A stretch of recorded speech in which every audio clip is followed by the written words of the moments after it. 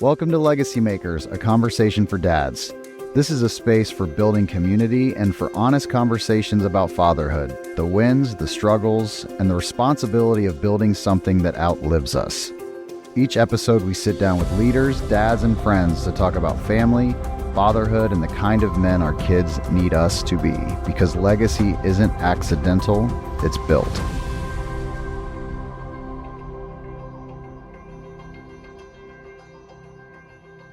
All right, Kev, we are back. It is the first ever fully virtual recording of Legacy Makers, a conversation for dads. You know, you're so busy, Kevin, that we couldn't get in a room together this time. And I'm in Atlanta. Your dad and I are both in Atlanta, I think. I think it's you that are gone this time. it is true. I want to start by saying I am pleasantly surprised, shocked might be the right word, that my dad was on here before I got on. There's no issues. I didn't get 5 calls about technical difficulties or how do I do this or the link didn't work. I want to acknowledge that, Dad, you are an almost 80-year-old millennial Gen Zer. Like, tech is now you're like a native tech guy. Well, there was a reason for it, Eric. I got on at 9 o'clock this morning. I haven't gotten off, just waiting for you guys to get on. For the record, that means he's been on for about 3 hours. So listen, we're going to roll in. We thank you all for continuing to listen on this journey as we think about legacy and in the kind of analogy of building a house. Last time we were together, Kevin, you and I talked about the importance of framing, something, again, you and I know nothing about from a construction perspective, but as we think about legacy, we think about being dads and building families, the importance of framing for the future. This one's personal for me, as listeners have probably been able to pick up. We are joined by my dad, Ira Blumenthal, who helped frame the legacy of my childhood and our family. And can I just say this? I have been advocating for 2 years. So we got to get Ira on the podcast. Like, we need Ira. So, Ira, I need this. I think Eric's worried you may tell some embarrassing stories about him. Yeah, I'm aware of that. Well, yeah, and I'm going to give your listeners a special website to go to for all Eric's stories that I put in there. But well, Dad, listen. Yes, sir. I want to get into some questions. Listen, as for all our listeners, it would take too long to go through all of the things of Ira Blumenthal. I kind of joke around with him. He's one of the most interesting men in the world. You'll pick up on his story as we have a conversation. He is a businessman. He's a writer. He's a speaker. He's a coach, played lacrosse, currently might be the oldest lacrosse youth coach in America, coaching one of my son Benny's 10-year-old teams. He's done a lot. He's lived a lot of lives in his almost 80 years, and someone certainly I admire, and I'm grateful for your influence, Dad. And just thanks for spending time. This is going to be great for our listeners. And I want to start here. So tell me, like, as you think about, again, we're going to talk about framing. When you hear that framing the future as a dad, what does it mean to you? What does that mean to you as a dad who has 5 children? I don't even know the latest grandchildren count. Like, what do you think about when you hear that, framing the future? Yeah, it's multifaceted. There's not one answer, but I guess that framing the future is the deliberate process of defining, visualizing, perhaps structurally building or preparing for what's to come. So to me, it's all about tomorrow. It's all about what's next.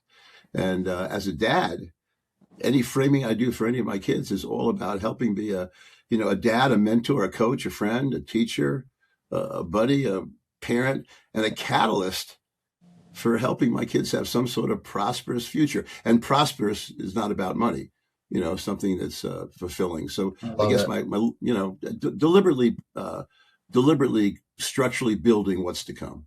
So this wasn't on the questions that we sent over. Kev, you can go after me, but so we had David Salyers, longtime exec at Chick-fil-A. He talked about legacy and his definition of legacy. I'm going to butcher it, but the gist of it was, and I'd never heard of it, and I want you to react to this. He talked about legacy as essentially momentum. Like, he views legacy as creating momentum for his children that they can then pick up that momentum and move on, like react to that. Because I thought that was a beautiful definition. Yeah, no, absolutely. Which means that parents, dads need to be very, very intentional in what they do, because, there's an old expression, what they see is what they'll be, and whether it's philanthropy or whether it's helping a neighbor out or whether it's how you treat your spouse or whatever the case may be. So I think that David's words are right on the mark. Every dad has a responsibility to set the stage for their kids to succeed by virtue of what they do or what they don't do or what they say or what they don't say. Very good. Very good. Let me just, I want to say this for our listeners, because I think this is important. I mean, Eric, your dad, Ira, is one of the most successful business and brand guys that I know. Like, he is an author and a columnist and a speaker and has created all this. But the thing that's most impressive to me, Ira, is what you've done as a dad. I mean, Eric is amazing. Jeff is amazing. Ryan is amazing. I am curious, as you were framing, as they were growing up, what was the most important thing in that? And maybe even at the time you may not have had language for it, but what did you think really mattered most that you did back then that is showing up in how they're living today? Well, I think it's understanding the difference between what and who. What you are as a ball player, a salesman, an executive, an advertiser. That's the what. The who is attached to a very important word called character. It's honesty, integrity, philanthropy, kindness, and on and on and on and on.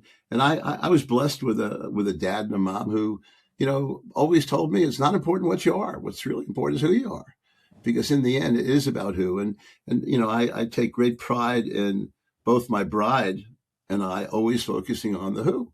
It was about the who, and it's interesting. In no way, shape, or form trying to make this a morbid discussion, but we all have a dear friend named Mike Lynch. And Mike and I once had a discussion about eulogies. And Mike talked about the fact that no one gives a eulogy and says, well, he was all scholastic, okay, and he made a big sale and he built it. What do they talk about? They talk about how he cared. They talk about how he donated his time, how he taught, and how he mentored, and on and on. So I would say long-winded response, Kevin. I think the dads out there need to focus and need to absolutely obsess with their who. In the end, that's what's important to raising solid citizen children.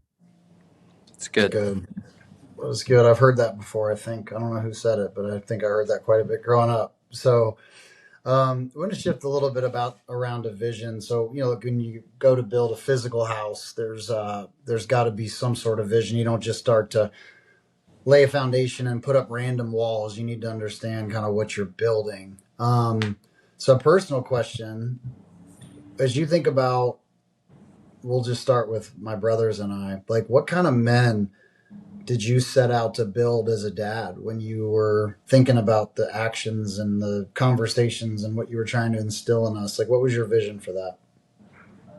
That's really interesting. Stephen Covey wrote 7 Habits of Highly Effective People. And I think the most important habit is begin with the end in mind.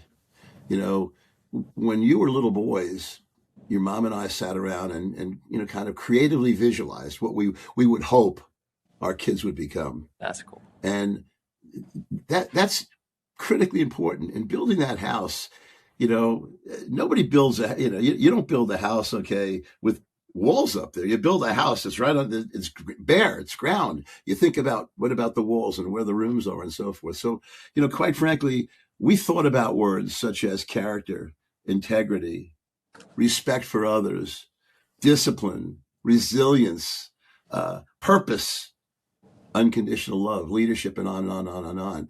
And those were the words that seemed to be the panels, the windows, the doors, the floor, the roof in this house that we wanted to be a catalyst for our kids building.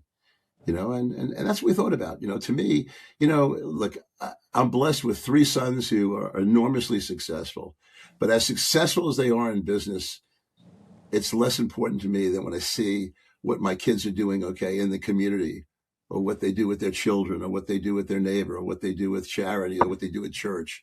So to me, Eric, that's about building the house. It was start with the end in mind and think about what was really important. And it was not about awards and trophies. It was about character. Yeah.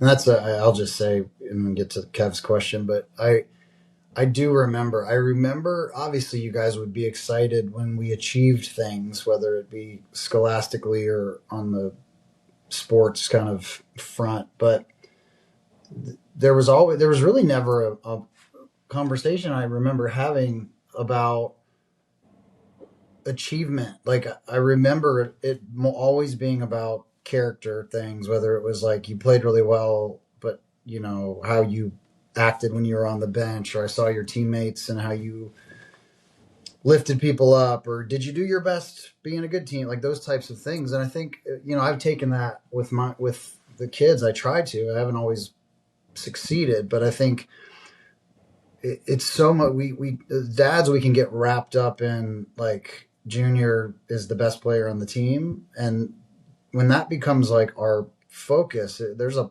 undue pressure and implications, I think, to our kids and the legacy. So I appreciate you living that out. Well, but it's interesting though, because far be it for me to say that the world is upside down, but I will say the world is upside down.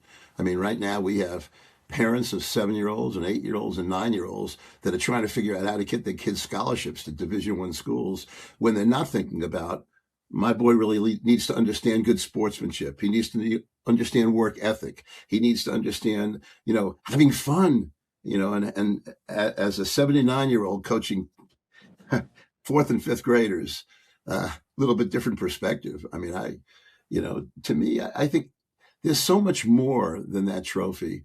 What's really interesting too, as many trophies as we all given kids, okay, for athletics, taking them to Dairy Queen is the best thing that they could experience. Yeah. Well, as the coach who doesn't have any kids, you do that, and then you get all the kids ice cream and you send them off to everybody. Yeah. So I get yours. Yeah. Kevin, you look like you're going to say something. No, I have this same grandparent issue. That sounds like great advice when you get to send them home. But there are grandparent rules. But I'll tell you an interesting story. Okay, not an Eric story, but a middle son Jeffrey story. Jeffrey was, like all 3 sons, basketball players. They all played in college. And Jeffrey was being recruited by some school. I couldn't even tell what it was. And the coach drove in 5-6 hours to see him play. Well, Jeffrey was injured that game, and Jeffrey sat on the bench. But you know what? Got to tell you, prouder than Jeffrey shooting a 3-point shot.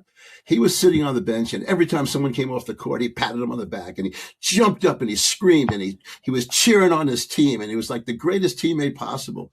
And after the game, I went over to this college coach, and I said, "Gee, I'm sorry you came so far to see Jeffrey."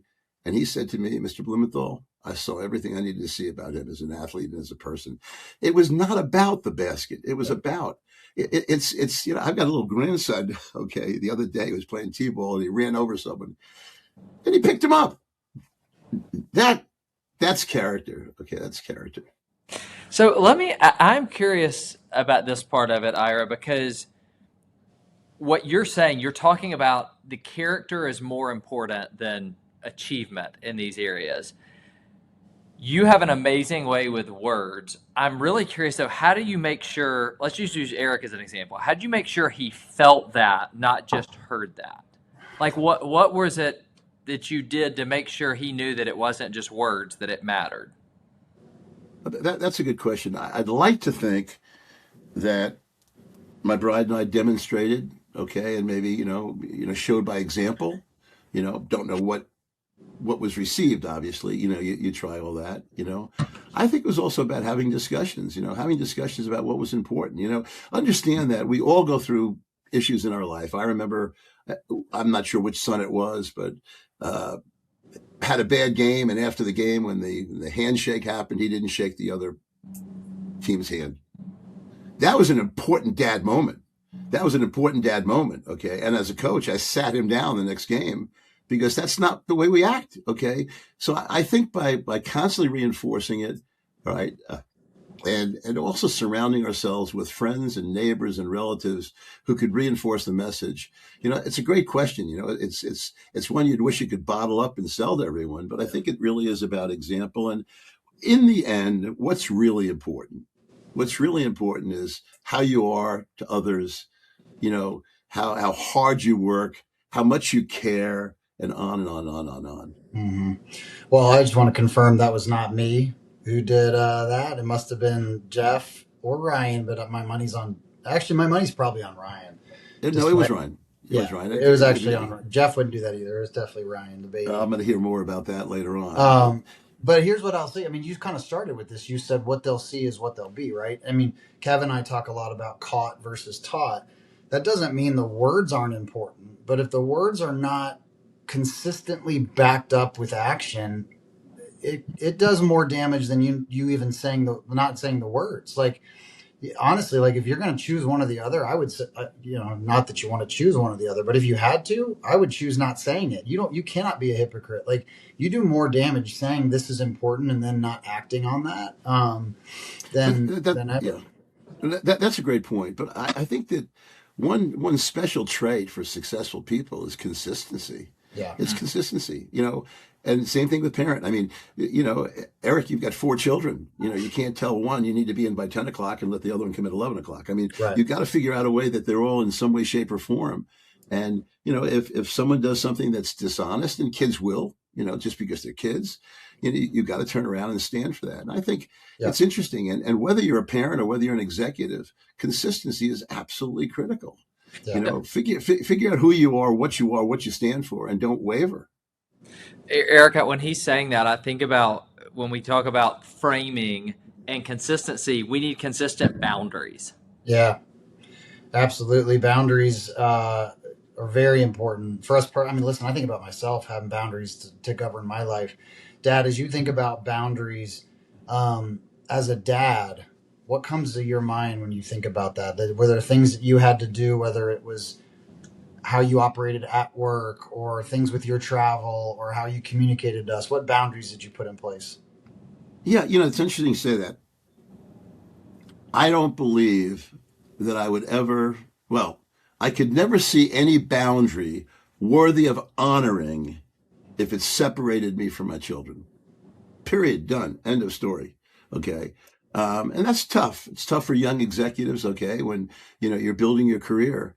But, Eric, you may remember vividly, consulting to Coke many years ago, there was an assignment that the president of Coke wanted me to take in Australia. And I turned around and I said, I can't do that. And I'm a paid consultant on retainer working for them. I can't do that. And he said, why? And I said, well, summer vacation. I don't want to be away from my kids. And he said to me, what would it take to get you to go to Australia? And I never realized he would bite on it. I said, send my family. Well, guess the next thing I know, 3 children, my wife and I were on a Qantas jet with a house in Sydney, Australia, because I was not going to compromise. That was not a boundary that I wanted. I mean, that was not something that was going to stop me in any way, shape, or form. There is nothing more important than your children. That's your job description. I don't care whether you're a vice president, a president, or this or that and the other thing in the end. And I think, unfortunately, sometimes we let that slide. I think, I don't know if I answered your question. Good. It's perfect. Ira, you think about that boundary for you. I'm just curious, were there certain boundaries you set up for your kids, like things you wouldn't allow them to do? Like whether it was out of protection or control, I don't know. Like, were there certain things that they were or were not allowed to do? Well, I think it's less about control. It was all about protection. Okay. I mean, that was my job. God gave me a job to be a good Christian, a good husband, a good father. And the toughest job, and I certainly wouldn't, say this in front of my bride, but the toughest job is being a good father, because, kids will get in trouble, crossing the street the wrong way, whatever the case may be, not because they're bad. So to me, it was about protection. And, that's not the easiest thing in the world, because sometimes at certain ages, they have no understanding as to why you're doing this, or, why can't I go to the party like everybody else, whatever the case may be. It was protection, strictly protection. And today, Kevin, even more than ever before, we, we don't need to go into the societal issues going on today, but if we don't protect those young kids, they may get in trouble, or someone else will get them in trouble. So it was protection. Yeah. Yeah, totally. And again, I can remember the tension and the friction that it caused, like with myself and my brothers. But looking back, like, and now being a dad myself, like, there's just some things that, Mike Lynch, we talk about a lot. Like, he talks a lot about that. Like, hey, you got to parent tight early, and then you let them loose when you kind of see that they've earned the right to have a little bit more leeway. And I think that's what you're talking about. Well, yeah, I was just going to say before you move to the next one, there's somewhere I have a sign or, a flyer someplace that talked about, when I was 16 years old, my dad was an idiot. And when I was 19 years old, he had a couple of good ideas. And when I was 25, yeah, he was pretty bright. But now that I'm 30, my dad was a genius. We start realizing that this is why he told me not to do this. But go on, Eric. I'm sorry.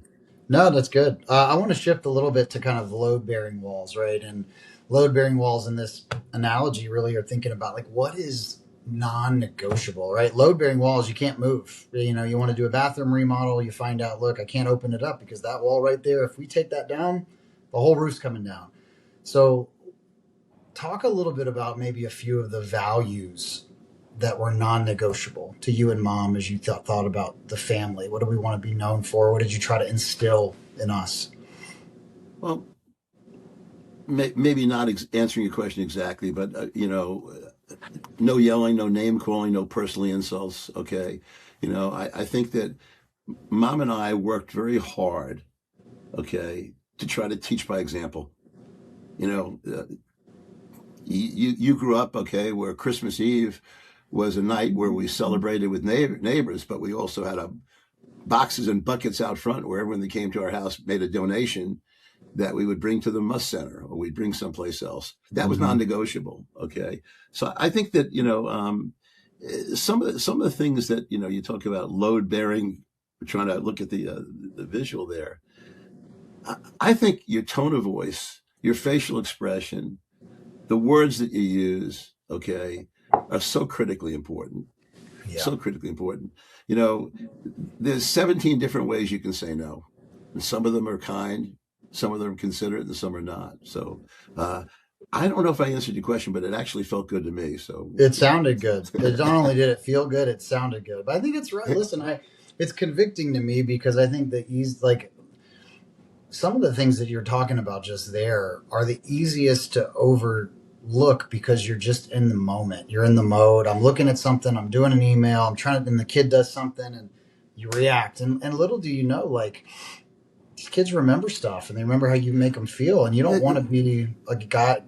Dad yells all the time. That's a crappy thing. But it's interesting though. There's a great expression from Henry David Thoreau's Walden Pond. Could a greater miracle take place than to look through another's eyes for an instant? Wouldn't it be amazing to look through Camden's eyes when you're talking to him? Is he hearing what you're saying, or what does he really think about? And sometimes you stop and think, wait a minute now, did I say that right? Or maybe I should have taken a deep breath before I spoke, to the kids, or whatever the case may be. It's good.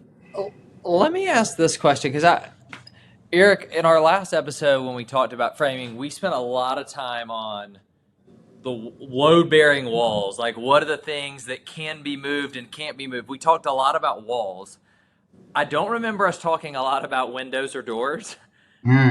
But I would love to hit that with your dad, because I am curious, especially because I think about Camden being your oldest, George being my oldest. We have younger kids for the most part. But as the boys got older, how were you intentional about creating a place where there was an openness, where they could come to you with, Eric even being honest, with a problem or a challenge, or maybe something he did wrong? How did you guys do that? That's a great question. Trial and error. That's helpful. It is, and probably a lot more error than trial. But It's interesting you say that. In our house, no different than a lot of other houses, since you're talking about houses, we have a living room. Okay. I don't know why they call it the living room, because we spend all our living in the family room. Okay. But, and then, of course, when you have a party, everyone's in the kitchen. God knows why. Okay. But that living room, as Eric will attest to, had two purposes: Christmas tree and presents, or you're in trouble. Okay. Go to the living room. I mean, yeah, if it was not Christmas and someone said, I need to talk to you in the living room, it was not about presents. You did say, "Come, you need to step into my office." His office wasn't there. He actually had an office in the house, but we always knew the office was the living room, and we needed to come and probably need to go to the bathroom before, because we're going to be in there a while. You just got to have a whole conversation. Now, there might have been a couple of positive or, cerebral moments in the living room, but I would tell you that it was likely, if I said to any of the boys, I'll meet you in the living room, they were not thinking about this being a good experience. And they said, did I do something, or was it you? In terms of that. But, I think that there have been some tough conversations that we've had. Raising kids, there's always a tough conversation in some way, shape, or form. I think the key, though, was try to respond calmly. Okay. Stay away from emotion. And we as adults, we can be emotional, needless to say. I think also maybe separating honesty from the issue itself. To me, it's funny. Many years ago, I read a book about Socrates, and Socrates was the master of questions. He got people to believe his philosophy by asking them questions.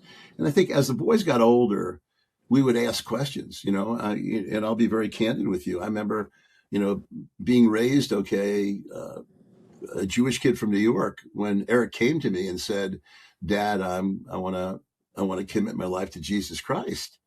Okay. That was a tough one for me. I mean, raised Jewish my whole life. And now my oldest son has made a decision. And if Eric remembers correctly, in that heavy discussion, it was all about questions. Well, Eric, I want you to answer 3 questions. Number 1, why are you doing this? Okay.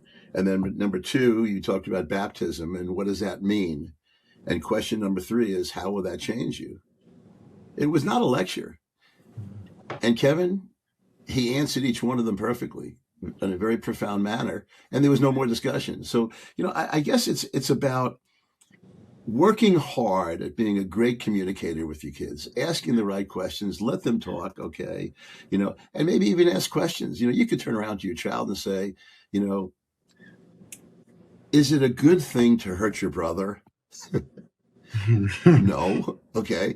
Then do you think that maybe hitting him with a baseball bat was inappropriate? I mean, you can get there without screaming and yelling and, in terms of that.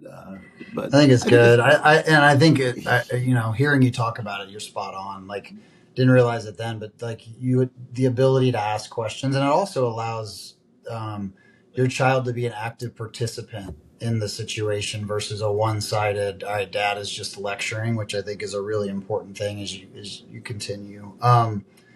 So let me ask you this, Dad. I think this is more of a personal question. Were there times, as you think about, you said consistency, like a lot of people undervalue consistency. Mm-hmm. Do you remember times like where you fell off, like that maybe you weren't delivering on what your expectations were of yourself? And how did you course correct if so? That's a great question. Age, longevity, experience, and maturity does not mean we have all the answers. Okay. If so, right now, of this group on the phone right now, I'm the one with all the answers. Because I have decades. There were mistakes. There were mistakes, needless to say. And, to me, I started my work career out as a college coach, coaching football and lacrosse. And I had a wonderful, wonderful mentor, not Nick Saban, but Lou Saban, who was a distant uncle. And I was a young football coach, and he told me the most important tool that I have in my coaching basket, my bag, was the game films. The game films. whether you win or lose, looking at the game films, you can figure out, how do I course correct? What did we do right? What did we do wrong?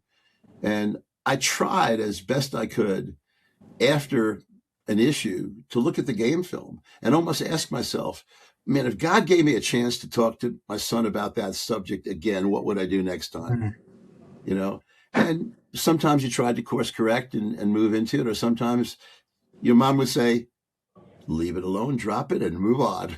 You know, but this is a continuous process. Okay, Yeah. God gave us a lot of things, but He never gave us the certificate about being the master dad.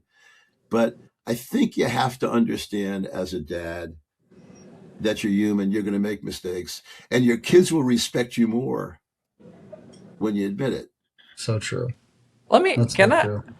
So I'm curious about this. Eric, you always speak about just how impressive your dad is, the things he's done.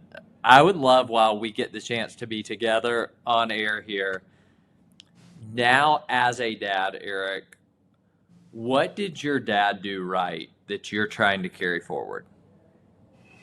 Yeah, look, I think it's a tough one to say, like, it's this one thing. I think about the example that I had in my dad was somebody who, like, I never thought twice about sharing how I felt, right? Like, I didn't have to worry if I say this, I'm going to be, I don't know, labeled as weak, or you're not supposed to feel that way, or suck it up, or some of the stuff that I think a lot of, especially boys, struggle with. I never had that. And, I didn't realize how much of a blessing that was until you get older. And like my dad said, oftentimes you don't really appreciate until you have that perspective. But I think about some of the most impactful things for me as a husband, as a dad, as a leader at work. It's very natural to be authentic and to be who I am. And if I feel something, to share that. And people are like, man, like, thank you for modeling that. And it's like, I just didn't know that there was another way. And Cool. So there's a lot I could go into, but that has been, I think, an unlock for me in terms of again, husband, dad, leader, the authenticity, the license to be who I am, the license to share when I feel something without fear of judgment. I think has been a really special trait that I got, from my dad. That's really cool. Thank you.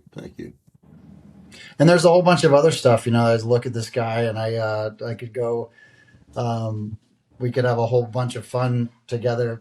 He could rip me and I could rip him, but he's an incredible dad, and he continues to be, taking that as a granddad. I think it's cool to watch. Not only do I get to see a great example of a dad, now I get to kind of see, okay, what's the right way to be a granddad at some point. Hopefully not for a very long time, but yeah. But Kevin, you need to understand that it's not all roses and stuff. I mean, we put in a new swimming pool, and I sat down with all the grandkids, and I said, "Do not run because you're going to slip and fall.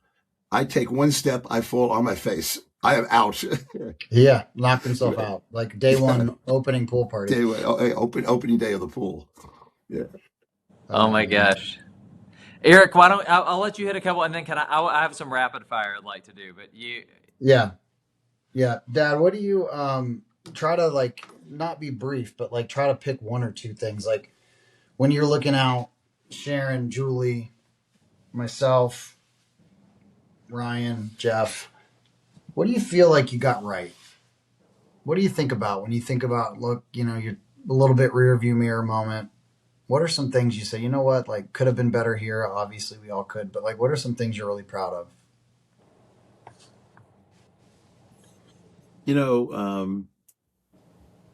Success in life and business and parenting is all how you finish. I mean, I'm not a huge NBA fan, but if I was going to watch an NBA game, I'd turn it on to the last 30 seconds because that's all that matters. Okay. It's how you finish. And that's an interesting question. I'm going to answer it in a different way. When I look at the success that my daughter Julie has had as a teacher, okay, or my daughter Sharon as a university professor, or my son Ryan, okay, in his career, my son Jeffrey in his career, you, Eric. But more than that, how you all parent. You got to remember, I have 5 kids who are all parents, okay, and I see how they parent. And when I look at that, I'm going to tell you right off the bat, maybe I shouldn't, but I'm taking a lot of credit for it internally. I feel really, really good. I'll turn to your mom many times and said, we must have done something right. Don't know what it was. Wish I could bottle it. So to me, the very idea to look at my kids and to see, and again, not about the what. I mean, I have 3 sons that were all captain of their college basketball teams. That's a what. Okay. Ira, which one was the best college basketball player? In reality, it was me. You're not going to hurt anybody's feelings, Dad. It was me. It was me actually, and they didn't know I was taller when I was younger. Ryan always encourages me to ask this question. That's why I asked this. Well, look, right now, Eric and Jeffrey are tied with 4 kids. If they decide it's a great question to ask. It didn't matter, okay, because they were my sons, and whether they made the 3-point shot or not, yeah. We kid about this, but I really do. I love that answer. Is that it didn't matter because they were your son, and I feel like what I've heard about your daughters, who I know about your sons, you raised them in a way that they felt the freedom to be who they are. And so I would just say this. I think you and Kim should take a lot of credit because you guys have done an amazing job. Well, but Kevin, not to interrupt you, but from a side though, it's all about how you finish, and I look now, and I'm being very candid about this. I don't know that there's anything that those 5 children have done holistically to disappoint me, or gee, I wish they would have turned to the left or turned to the right or pursued a different career. I think that God has delivered a package of 4 or 5 kids, rather 5 kids in my mailbox. Did I say 4? I limited 5. I can't express how blessed I am. Yeah. And by who they are, who they become, how they care, and on and on and on. So I'm the most blessed guy on the planet. I want to do this. I'm going to do 4 rapid fire ones. So these are going to be fast answers. Then I'm going to let Eric. It's your dad, so you get to bring it home on this. All right, so it's true, A, and B. All right. Those are the answers. Ira, number 1, what is one value every home must have? Love. Love. I love it. What is the biggest mistake dads make today? Focus on anything other than their children. As you look back on being a dad, what is something that matters more than we think? Being there. Presence. Being there. Regardless of how you define there, okay, being there. Good times, bad times, up times, successful times, not so successful times, being there. Eric and I want to be encouragers to dads because there's a lot on their plate. It feels, and sometimes even something like this can feel like they're adding to the list. I would be curious, what is something that matters less than we think? Like, what's the thing that's stressing dads out that they really shouldn't worry about as much? Well, I want to be consistent, though. I said consistency was important. I'd go back to the what. I mean, I'm proud of what I've done in my career, in my life. But you want to know something? It's not important.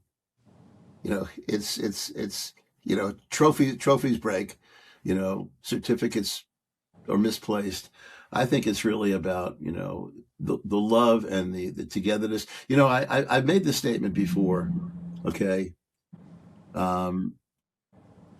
Be the best dad you possibly can be. All right. It is absolutely your job. It is absolutely your job in some way, shape, or form. I don't know if I'm. No, it's good. It's good. It's really good, Dad. So this is where we're gonna kind of land the plane here. So think about this. You're talking to a dad maybe that has got an 8 and a 10-year-old, a 4 and a 6-year-old, even a 16 and an 18-year-old. and they're feeling discouraged. They're feeling discouraged about where they are, what they're not able to do at home. They're trying to balance career and marriage and being a dad. Like, you've said a whole bunch here that's going to be an encouragement, so it's okay to restate something. But like, what would you say? You're having coffee with somebody that says, "Man, I've got these kids in the house, and I'm just not winning." What would you say to them? Be a supporter in what they need your support in. I mean, there are some kids that love catching a ball and hitting the ball, and there's some kids that love playing with a Lego set.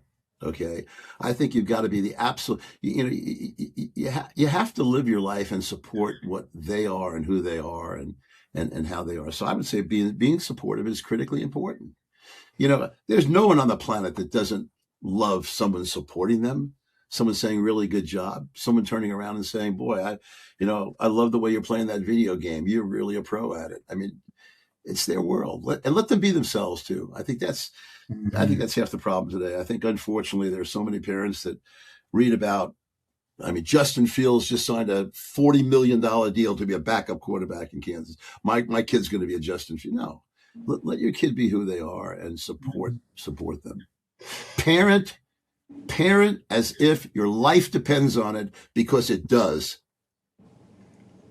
I like that, because it does. Listen, Truett Cathy talked about encouragement. He said, "How do you know if someone needs encouragement?" And they're breathing. And Yeah, I appreciate your encouragement for me and my brothers. I appreciate the encouragement that you exude to anybody you come in contact with. You are a consummate encourager.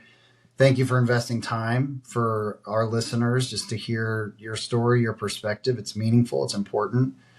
And we just appreciate you. Kevin and I appreciate you very, very much. So thank you very much, Dad. An awesome few minutes with you. It means the world. Well, let me far be it from me to say something before Kevin closes. Okay. But, I want to thank the two of you, because what you're doing is important. It's very, very important.